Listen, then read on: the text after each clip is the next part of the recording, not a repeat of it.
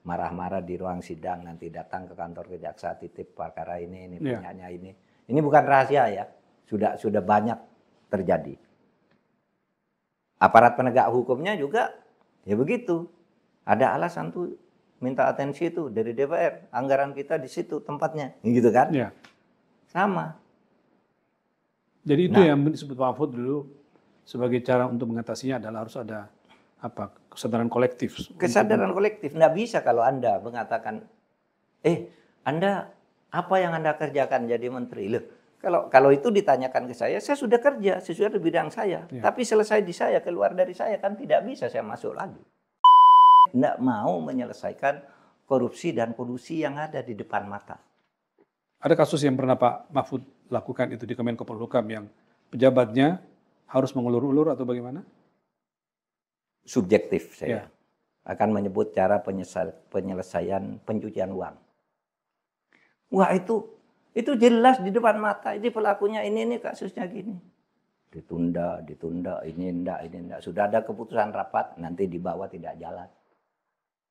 Yang kemudian saya tanya, ini apa ya? Sesudah saya diskusikan. Satu, memang karena ada yang terlibat.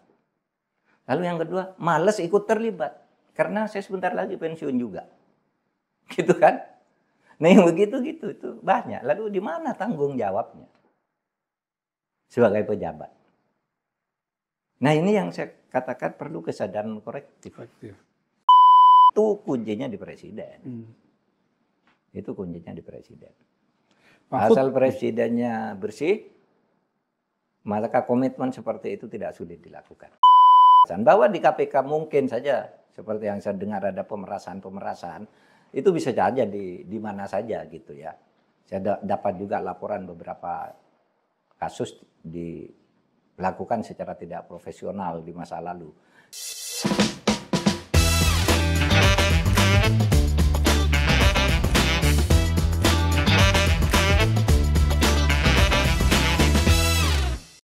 Hai, apa kabar Anda semua? Pada episode pekan lalu, saya menjawab berbagai pertanyaan tentang penegakan hukum kita yang dihadang oleh mafia dan para backingnya. Pada episode kali ini, saya ingin mengajak Anda semua untuk mencoba melihat ke belakang lagi sejenak. Yaitu sejak era reformasi dimulai tahun 1998, seperti apa demokrasi dan penegakan hukum kita dijalankan. Oh ya, saya berharap Anda semua bisa setiap pekan mengikuti podcast Terus Terang ini. Karena sebagaimana komitmen saya yang sudah disampaikan episode sebelumnya, ketika memulai podcast ini, bahwa saya tidak akan diam. Saya akan terus berbicara tentang apa yang dialami oleh bangsa kita saat ini maupun kemungkinan yang akan kita hadapi. Podcast ini sengaja saya hadirkan untuk menunjukkan sikap dan pandangan saya, tentu saja secara terus terang.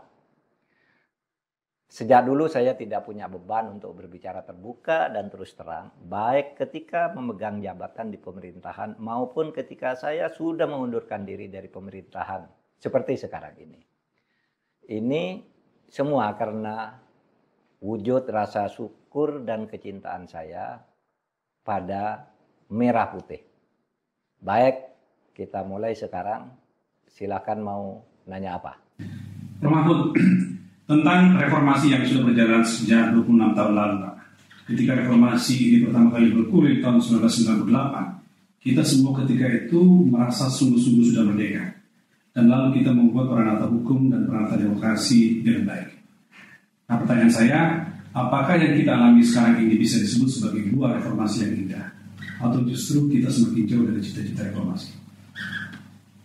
Iya.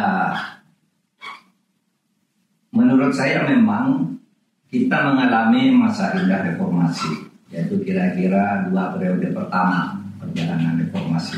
2 periode pertama? Ya, periode pertama sangat bagus, periode kedua masih bagus, kemudian masuk ke periode ketiga itu sudah mulai tidak benar. Dan semakin lama semakin tidak benar. Karena kemudian demokrasi itu digunakan alat untuk membuatkan hukum-hukum yang dalam teori ilmu hukum disebut hukum ortodok, hukum konservatif, hukum elitis, menindas dan sebagainya. Nah itu, karena begini, pada awal reformasi kita sangat gembira ya, ketika kita dengan penuh semangat itu akan memperbaiki negara ini dari kebobrokan negara yang diliputi oleh korupsi dan nepotisme di zaman Orde Baru, dan berhasil meruntuhkan Orde Baru dengan penuh semangat reformasi, memperbaiki negara. Nah kalau kita lihat wajah demokrasi Pak, atau wajah penegakan hukum dalam masa pasca reformasi, variabel apa Pak yang menurut Prof. Mahfud yang paling mengecewakan sehingga dipandang sebagai sebuah kemunduran?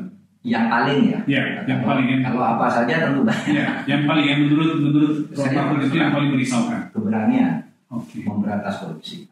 Coba bayangkan dulu di zamannya Taufikur Rahman Bukti, lalu yang kedua zamannya Antasari Ashar yang kemudian dilanjutkan oleh Abraham Samad dan seterusnya.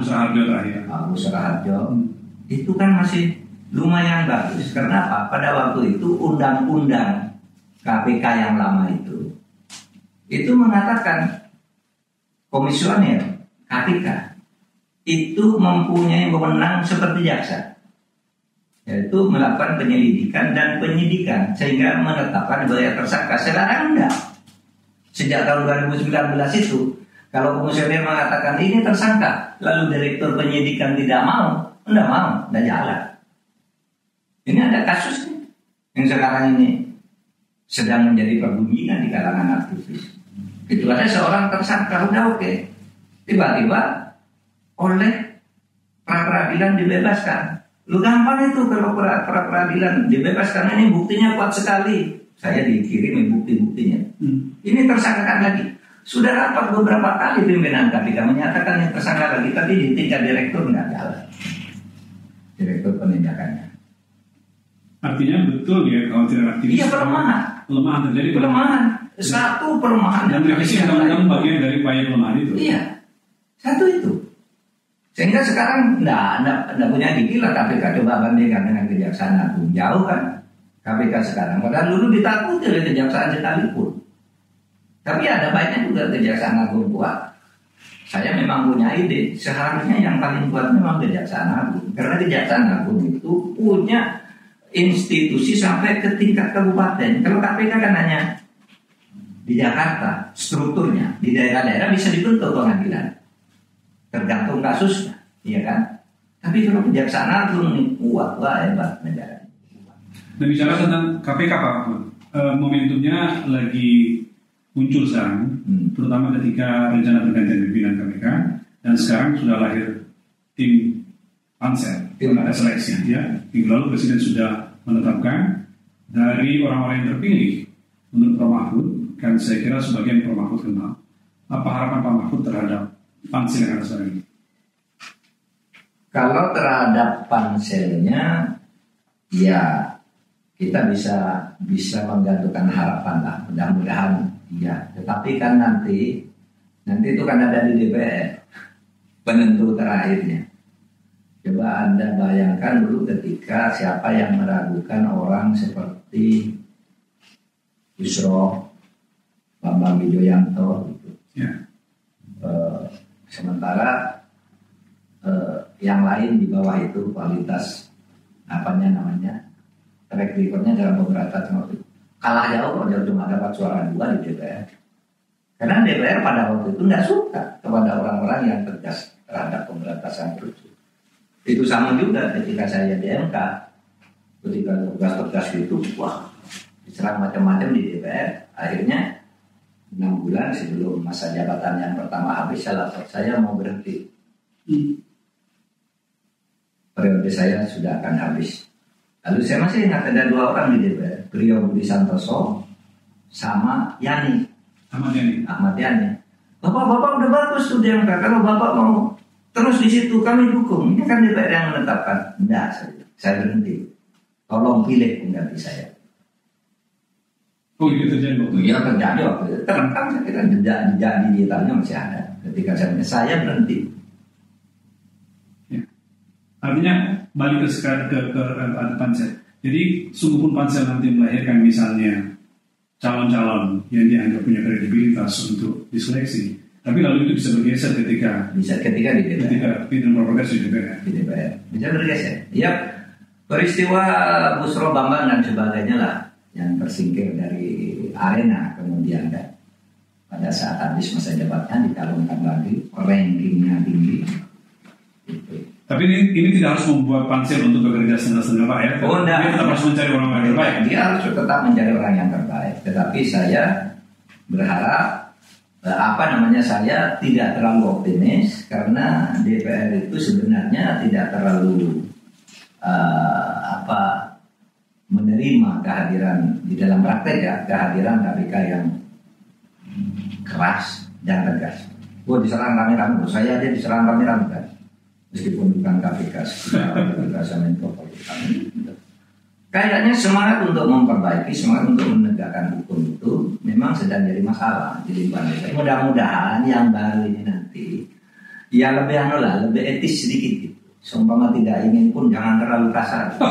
Jangan mengatakan Anda berpendapat begitu, kami yang menentukan di sini, kan gitu kalau sedang DPR. Artinya Prof. Mahfud dengan momentum pergantian calon pimpinan KPK sekarang ini, kita nggak bisa terlalu menggantungkan harapan pada pimpinan KPK yang baru dengan perubahan ini, Pak ya? Ya, kita tidak perlu terlalu pesimis. Karena sebenarnya seperti saya katakan berkali-kali ini tergantung pada pimpinan. Ini kan ada momentum terjadi pergantian kepemimpinan nasional dan pemerintahan. Jadi memang kuncinya di situ. Kuncinya di situ, gitu.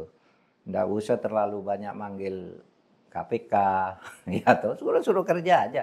KPK memberi laporan tembusan aja bahwa ada peristiwa ini kami menindak gitu. Lalu dipanggil, ditanya, disuruh gini gitu, suruh lagi ikut rapat kabinet kan menurut saya ya.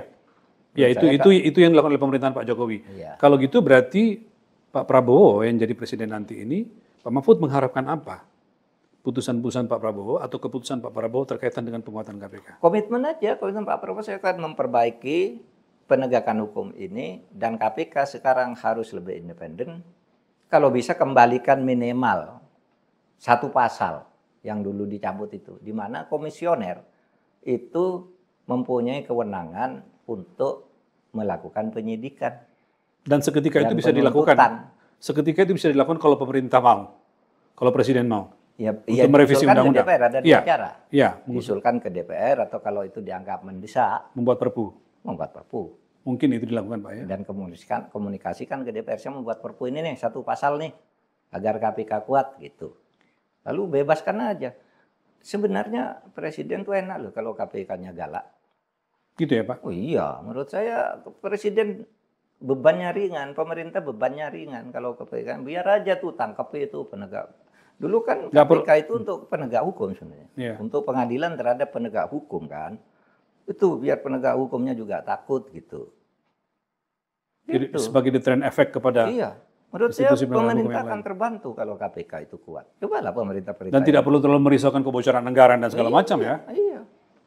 Bisa nyalakan loh, sudah ada KPK kok diem aja kan gitu kan. Yeah. Kalau KPK-nya sudah diberi kebebasan. Bahwa di KPK mungkin saja seperti yang saya dengar ada pemerasan, itu bisa saja di mana saja gitu ya. Saya dapat juga laporan beberapa kasus dilakukan secara tidak profesional di masa lalu. Yalah kasuistik oke, tapi secara umum kan waktu itu bagus gitu. Diteruskan aja bagus-bagusnya. Ya udah kita tunggu kalau gitu Pak pemerintahan baru ya. Mudah-mudahan. Apa yang akan dilakukan terhadap KPK.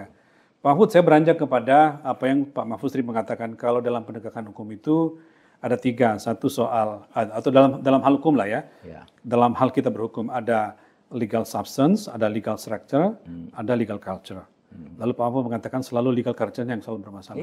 Apakah itu juga terjadi pada institusi penegak hukum yang lain seperti kepolisian dan kejaksaan? Iya, justru sekarang itu ada di legal structure-nya. Legal structure itu mengasumsikan bahwa hukum maka tegak. Kalau hukum legal substance-nya itu bagus, itu hanya bisa berjalan kalau legal structure-nya, aparat penegak hukumnya, struktur kekuasaan itu berjalan baik secara sistemik.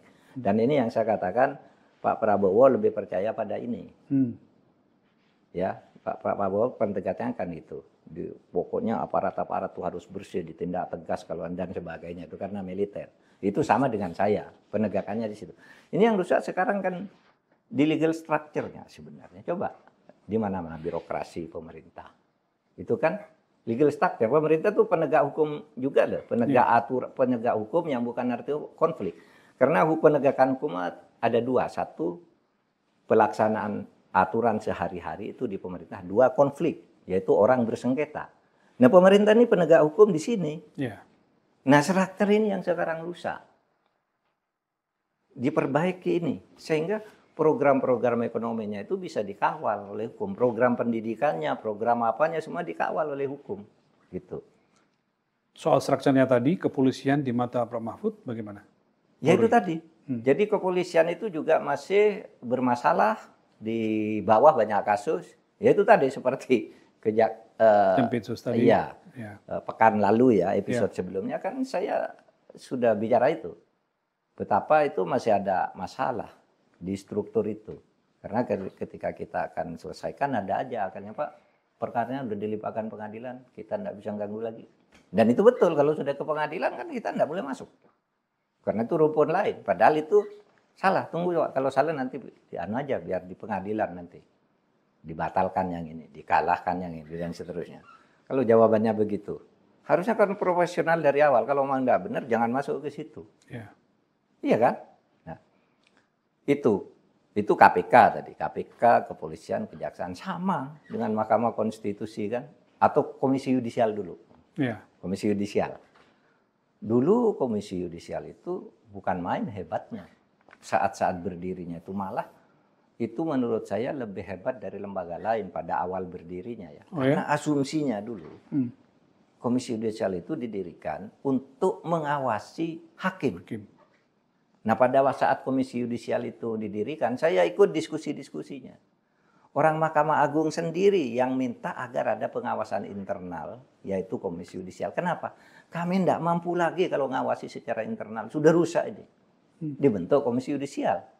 Begitu Komisi Yudisial dibentuk hanya beberapa bulan, gitu, udah melakukan langkah-langkah yang sangat panas gitu ya, secara ini tindakan-tindakan tegas. Lalu dia sendiri mulai dikebiri oleh berbagai institusi. Ya kan, sampai akhirnya Komisi Yudisial itu menjadi ya lumpuh juga. Atau Komnas HAM di awal reformasi. Masih ingat kan? Langkah-langkah Marzuki Darusman, Baharudin Lopa ketika memimpin Komnas HAM. Ya kan? Pada waktu itu. Hebat-hebat. Nah, sekarang apa coba? Apa coba Komnas HAM sekarang? Lumpuh semua. MK juga. MK itu dulu hebat. Bukan karena saya, tapi disertasi orang-orang itu 2 periode pertama MK. Itu hebat. Apa? Sayangnya secara ilmu lalu dikategorisasi. MK periode pertama itu sangat akademis. Sehingga memberi kemajuan bagi pandangan-pandangan ketatanegaraan baru. MK periode kedua itu sangat progresif. Sehingga mampu membentur, membongkar hal-hal yang konservatif di dalam ketatanegaraan kita. Tapi sesudah itu apa coba? Julukannya MK ini. Nah ada malah sesudah itu ketua mahkamahnya ditangkap. Lalu putusan-putusan ditengarai, tidak masuk akal. Ditengarai, tidak profesional. Suap. Etika puncaknya. Prof. Mahfud, pelemahan yang Bapak sampaikan tadi itu di berbagai institusi penegakan hukum, ya KPK, ya Mahkamah Komisi Yudisial, Komnas HAM dan segala macam itu seberapa itu pengaruhnya pada keputusan pelemahan institusi itu bagaimana pengaruhnya terhadap keputusan dari seorang pimpinan eksekutif, Pak? Seberapa berpengaruh kebijakan pemerintah sehingga terjadi pelemahan pada institusi penegakan hukum itu? Ya, menurut saya saling mempengaruhi lah, bukan pemerintah dipengaruhi oleh kelemahan ini sehingga berdasar hasil hasil SIGI TII, Transparency internasional itu mengatakan kerusakan itu dari pelemahan itu terjadi saling ini di legislatif, terjadi konflik of interest, jual beli juga jabatan, mempengaruhi pengadilan diam-diam. Seorang eksekutif itu mempengaruhi jaksa, marah-marah di ruang sidang, nanti datang ke kantor kejaksa, titip perkara ini punyanya ini. Ini bukan rahasia ya, sudah banyak terjadi. Aparat penegak hukumnya juga ya begitu. Ada alasan tuh minta atensi itu dari DPR, anggaran kita di situ tempatnya, gitu kan? Ya. Sama. Jadi itu yang disebut Pak Mahfud dulu sebagai cara untuk mengatasinya adalah harus ada kesadaran kolektif. Kesadaran kolektif. Nggak bisa kalau Anda mengatakan, Anda apa yang Anda kerjakan jadi menteri? Loh, kalau itu ditanyakan ke saya sudah kerja sesuai di bidang saya. Ya. Tapi selesai di saya, keluar dari saya kan tidak bisa saya masuk lagi. Kan gitu. Sama, menteri lain harus jawabnya begitu. Saya sudah bekerja di bidang saya sudah bekerja di bidang saya semua. Ini kan bagus. Ini hanya menteri tertentu yang kemudian bersemangat, yang lain enggak, yang lain malah ikut berkolusi, ikut mengatur. Dan ini Mas yang sangat memprihatinkan dan mengkhawatirkan. Tahu enggak Anda? Kalau ada satu kasus di pemerintahan yang lama bertahun-tahun enggak jalan, itu pejabatnya tuh cenderung menghindar biar pejabat berikutnya. Oh, buying time. Supaya dia melepaskan. Lah contohnya. Setiap ganti pejabat itu enggak kerja. Kenapa? Paling sebentar lagi saya diganti daripada kena risiko itu. Nanti yang baru juga, nanti saya kan cuma sekian tahun dan belum tentu sampai 5 tahun dan seterusnya. Apa tuh kasus BLB tadi itu Pak? Kasus apa? BLBI juga. Anda tahu BLBI sampai 18 tahun begitu. Iya kan? Kan begitu, sudah harus diselesaikan, harus ditagih. Jelimet, ada yang kemudian pegawai-pegawainya itu menjual sertifikat, berkolusi dengan obligor. Tapi ada pejabat yang takut, itu udahlah, nanti pejabat berikutnya aja. Ada modus begitu ya? Dalam banyak kasus begitu Pak. Ada kasusnya pejabat berikutnya aja. Kita di sini kan cuma 5 tahun. Kita di sini 2 tahun lagi. Tidak mau mengambil risiko Pak. Tidak mau mengambil risiko. Sehingga banyak masalah-masalah itu bertumpuk. Tidak mau menyelesaikan korupsi dan kolusi yang ada di depan mata. Ada kasus yang pernah Pak Mahfud lakukan itu di Kemenko Polhukam yang pejabatnya harus mengulur-ulur atau bagaimana? Subjektif saya. Akan menyebut cara penyelesaian pencucian uang. Wah itu jelas di depan mata. Ini pelakunya ini kasusnya gini. Ditunda, ini enggak. Sudah ada keputusan rapat, nanti dibawa tidak jalan. Yang kemudian saya tanya, ini apa ya? Sesudah saya diskusikan. Satu, memang karena ada yang terlibat. Lalu yang kedua, malas ikut terlibat. Karena saya sebentar lagi pensiun juga. Gitu kan? Nah yang begitu itu banyak. Lalu di mana tanggung jawabnya sebagai pejabat? Nah ini yang saya katakan perlu kesadaran korektif. Bukan kesadaran, Menko Polhukam bagus. Loh kalau yang lain enggak bisa dong. Itu Menko Marves bagus. Kalau yang lain enggak kan tidak bisa juga. Kan harus bersama. Itulah sebabnya legal structure itu harus saling bersinergi gitu, bukan lepas-lepas suka-sukanya sendiri. Dan orkestrasi dari seorang presiden penting Pak untuk urusan ini ya. Itu kuncinya di presiden.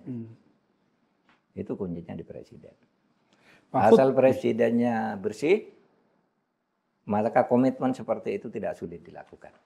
Satu lagi Pak, soal kejaksaan. Tadi kita sudah bicara KPK, kepolisian. Apa yang menjadi concern Pak Mahfud terhadap upaya perbaikan atau peningkatan kinerja kejaksaan? Ya, sama.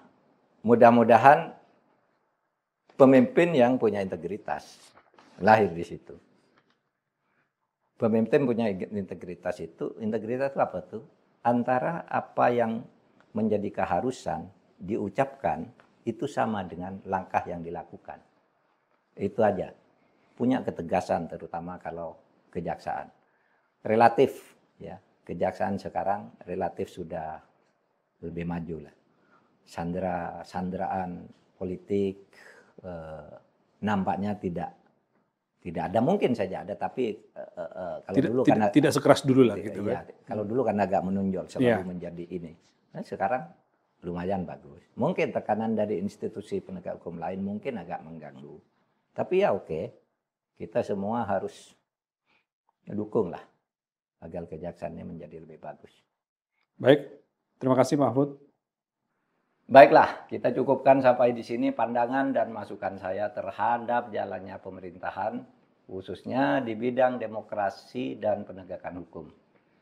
Anda dipersilakan menyampaikan saran, komentar, dan masukan Anda di kolom komentar, termasuk mengusulkan materi atau tema yang perlu saya bahas pada episode berikutnya.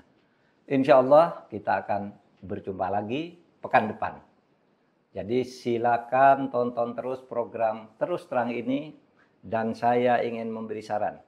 Bila Anda sekali waktu kecewa, marah atau muak terhadap apa yang terjadi di masa-masa sekarang ini, saya ingin mengajak Anda untuk tetap bersemangat dan jangan pernah lelah mencintai Indonesia. Selesai.